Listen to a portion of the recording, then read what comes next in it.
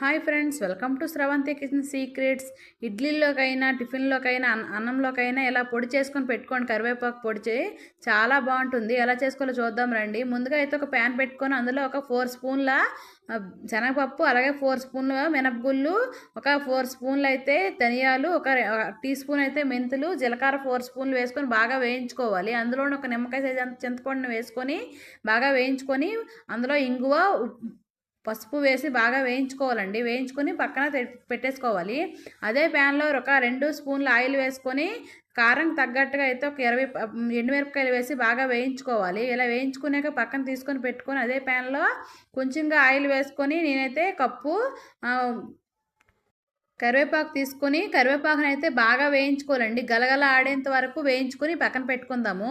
ఇప్పుడైతే ముందుగా అయితే పోపులు అన్నీ వేయించుకున్నాం కదా, వాటిని కోర్స్గా అయితే గ్రైండ్ చేసుకోవాలి. గ్రైండ్ చేసుకున్నాక అందులో ఎండుమిర్చి వేసేసి ఇప్పుడు ఫైన్గా పేస్ట్ చేసుకోవాలండి. ఆ పొడిని చేసుకున్నాక అందులో వెల్లుల్లి రెబ్బలు, టేస్ట్ తగ్గట్టు అయితే సాల్ట్ కూడా వేసేసుకొని మరొకసారి అయితే మిక్సీ పట్టేసుకోవాలి. మిక్సీ పట్టేసుకున్న తర్వాత వేయించుకున్న కరివేపాకును కూడా వేసేసి ఫైనల్గా అయితే మిక్సీ పెట్టేసి అంతా ఒకసారి మిక్సీ పట్టుకుంటూ పట్టేస్తే కరివేపాకు కారం పొడి రెడీ అయిపోతుందండి. కరివేపాకు అయితే కూరల్లో వేసేస్తే తీసి పడేస్తారు కదా, అలా కాకుండా ఇలా చేసి తింటే చాలా బాగుంటుంది.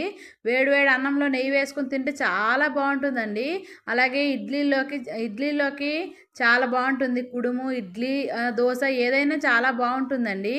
ఫ్రెండ్స్, ఈ వీడియో నచ్చితే ప్లీజ్ లైక్ చేయండి, షేర్ చేయండి, సబ్స్క్రైబ్ చేయండి. ఫ్రెండ్స్, పక్కన ఉన్న బెల్ ఐకాన్ని క్లిక్ చేస్తే ఆల్ అనే మార్క్ వస్తుంది. దాన్ని క్లిక్ చేస్తే నేను వీడియో పెట్టగానే మీకైతే నోటిఫికేషన్ వస్తుంది. ఫ్రెండ్స్, ఈ వీడియో అయితే ఫ్రెండ్స్ అండ్ ఫ్యామిలీకి అయితే షేర్ చేయండి. అలాగే లైక్ కూడా ఇవ్వండి. కామెంట్ రూపంలో మీకు ఇంకా ఏమైనా వంటలు కావాలంటే కామెంట్లో చెప్పండి. డెఫినెట్గా ట్రై చేద్దాము. Thank you for watching. ఇంకోండి, వేడివేడి అన్నంలో అయితే కాస్త పొడి వేసుకొని నెయ్యి వేసుకొని తింటే చాలా బాగుందండి. ఇలా కొంచెం చల్లారిపోయాక ఒక స్టీల్ బాక్స్లో అయితే స్టోర్ చేసుకోండి. చాలా బాగుంటుంది. Thank you for watching. మరిన్ని వీడియోస్ కోసం మన ఛానల్ని ఫాలో అవ్వండి.